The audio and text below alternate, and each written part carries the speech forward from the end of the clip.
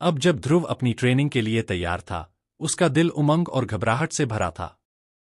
योद्धाओं की तरह बनने के लिए अपने शरीर और मानसिक स्थिरता का परीक्षण देनी थी। पहली परीक्षा के लिए बड़ों ने ऐसे कार्य दिए जो उसकी सहनशक्ति और चपलता का परीक्षण करते थे।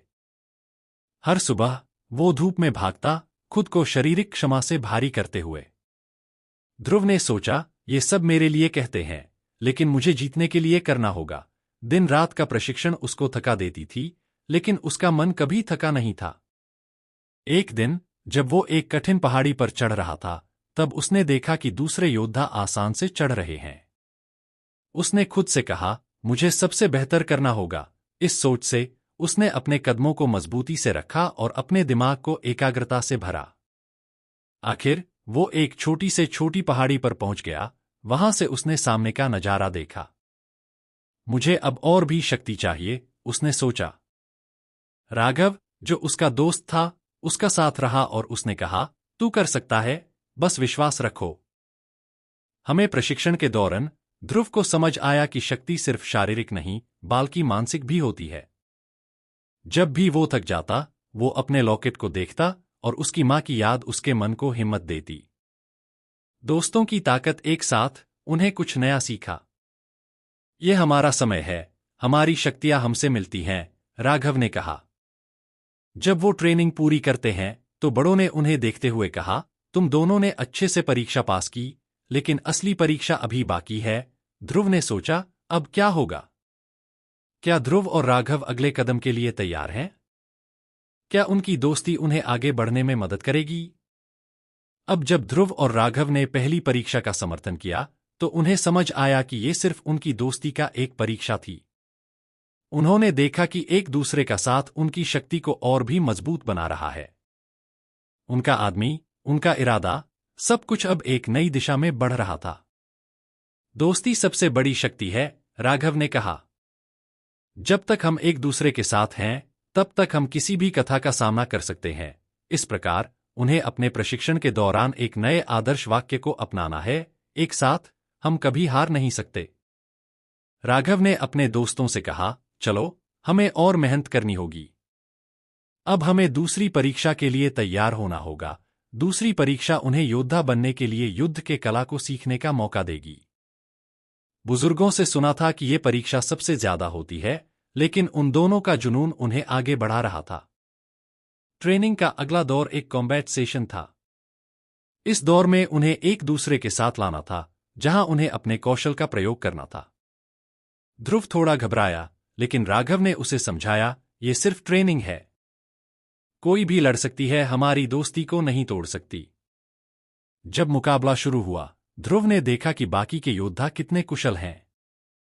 उनकी हर एक चाल से उनका आत्मविश्वास दिख रहा था। ध्रुव ने सोचा, मुझे आज कुछ अलग करना होगा। उसने अपने मन में सोचा कि उसका लॉकेट उसकी मां की आत्मा को संरक्षित करता है, जो उसे प्रेरणा देता है। दोस्तों ने अपनी स्किल्स दिखाना शुरू किया। राघव ने अपनी तेजी और चपलता का प्रयोग करके एक दूसरे को पहचान लिया। ध्रुव ने अपने सामने आने वाले आंदोलनों को ध्यान से देखा और सीखने की कोशिश की। उसने सुना था कि कोई भी योद्धा तभी जीत सकता है जब वह अपने प्रतिद्वंद्वी को समझ सके। जैसा ही कॉम्बैट सेशन आगे बढ़ा, ध्रुव ने देखा कि उसकी ताकत और सहनशक्ति बढ़ रही है। वो अपने प्रतिद्वंद्वी के साथ लड़ते हुए उसने देखा कि उसका लॉकेट चमक रहा है, जैसे उसमें कोई छुपी हुई शक्ति है। एक नई उम्मीद ने उसे भारी रखा और उसने सोचा, क्या ये मेरी शक्ति का प्रतीक है? कॉम्बैट सेशन के बाद बुजुर्गों ने उन्हें बुलाया। तुम दोनों ने अच्छा किया, उन्होंने कहा। लेकिन असली परीक्षा तब होती है जब तुम्हें तुम्हारी शक्तियों का विकास करना होता है। ध्रुव और राघव ने एक दूसरे को देखा, उन्हें समझा कि ये एक नया मोड़ है उनके सफर का। अब हमें कहाँ जाना होगा? ध्रुव ने पूछा, उसका मन नई सोच से भरा था। बड़ों ने कहा, तुम्हें एक गुरु से मिलना होगा, जो तुम्हें तुम्हारी असली शक्ति दिखाएगा।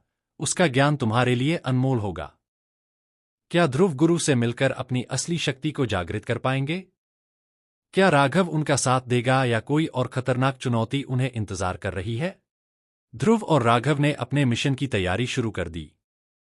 उन्हें एक नई जगह पर जाना था जहां उनका गुरु रहता था, जिसका नाम था महर्षि अर्जुन। क्या गुरु की शक्तियों के बारे में सुना था, जो उन्हें अद्भुत शक्तियां देने की क्षमा रखता था? लेकिन वो जगह बहुत दूर थी, एक ऐसी गुफा में जो किसी भी समय पर खतरनाक थी। हम तैयार हैं, बस हमें मिलकर चलना होगा, राघव ने कहा। उनके दिल में उमंग थी। दोनों दोस्त एक दूसरे से दोस्ती के वादे करते हुए चले। रास्ते में उन्हें बहुत सारे ख्यालों का सामना करना पड़ा, लेकिन उनकी दोस्ती हर बार उन्हें संभालती थी। रास्ते में उन्हें एक प्राचीन पेड़ देखा। क्या तुमने इस पेड़ के बारे में सुना है? राघव ने पूछा। ध्रुव ने कहा, नहीं, पर यह बहुत पुराना लग रहा है। हो सकता है ये किसी समय के वीरों का हो। हमें पेड़ के नीचे उन्हें एक पुरानी शिला मिली, जिस पर कुछ लिखा था। जिसकी शक्ति चाहिए, उसे अपनी मंजिल तक पहुंचाने की कोशिश करनी होगी, शिला पर लिखा था। ध्रुव ने अपने आप को प्रेरणा दी। यही तो हमारा मिशन है, उसने कहा। वो दोनों ये सोचकर आगे बढ़े कि अगर उन्हें अपनी शक्तियां चाहिए, तो उन्हें गुरु तक पूछना होगा। जब वो गुरु की गुफा के करीब पहुंचे, उन्हें देखा कि ये जगह विशाल थी, लेकिन उसके अंदर एक अजीब सी शांति थी। गुफा के अंदर जाकर उनको देखा कि एक पुराण व्यक्ति, महर्षि अर्जुन, ध्यान में बैठा था। उनकी आंखें खुली और उन्होंने उन्हें देखा, जैसे उन्हें पहचाना हो। तुम दोनों ऐसे आते हो, मुझे पता था, उन्होंने कहा। तुम्हारे अंदर शक्ति है, लेकिन तुम्हें उसका समर्थन खुद करना होगा। क्या तुम तैयार हो? ध्रुव ने पूरी ताकत से कहा, हाँ, गुरुजी। मैं अपने आप को खोज रहा हूं। मैं चाहता हूं कि मेरी शक्ति जागृत हो। राघव ने भी अपने इरादे को व्यक्त किया।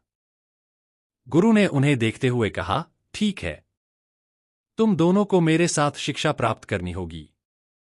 ये सिर्फ शारीरिक नहीं, मानसिक भी होगा। तुम्हें अपने डर से लड़ना होगा। ध्रुव और राघव ने एक दूसरे को देखा, उन्हें समझा कि ये उनके लिए एक नया अध्याय शुरू होता है। उनकी शिक्षा अब शुरू होती है, और वो तैयार हैं अपने सपनों को पूरा करने के लिए। क्या ध्रुव और राघव अपने गुरु से सीखकर अपनी शक्तियां जागृत कर पाएंगे? क्या उनकी दोस्ती इस सफर में उन्हें और मजबूत करेगी? महर्षि अर्जुन के साथ ध्रुव और राघव की शिक्षा शुरू हुई। गुरुजी ने उन्हें समझाया कि असली शक्ति सिर्फ शारीरिक नहीं होती, बल्कि आदमी की शांति और समझ से आती है। तुम्हें अपने डर को समझना होगा, उन्होंने कहा। जब तुम अपने डर को समझ लोगे, तभी तुम अपनी असली शक्तियों का समर्थन कर सकते हो। पहला दिन उन्होंने ध्यान का अभ्यास किया। गुरुजी उन्हें सिखाते रहे कि उनकी आत्मा को शांति कैसे मिले। ध्यान से तुम्हें अपने आप को समझने का मौका मिलेगा, उन्होंने कहा। ध्रुव ने पहली बार अपने अंदर की आवाज को सुना। उसने महसूस किया कि वो कैसे अपने डर को सामने ला रहा है। तुम्हारा डर तुम्हें मजबूत बनाता है, लेकिन अगर तुम्हें इस पर नियंत्रण पाना है, तो तुम्हें इससे लड़ना होगा, गुरुजी ने समझा। राघव ने भी इस शिक्षा को समझा और उन्हें ध्यान देना शुरू किया। हर दिन वो नए कौशल सीखते रहे।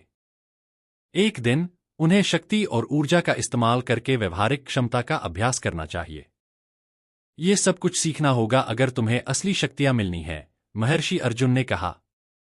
ध्रुव ने सोचा, ये सच है, मुझे अपने अंदर की शक्ति समझ में आएगी। मेरे पास शक्ति है, मुझे इसे समझने की जरूरत है।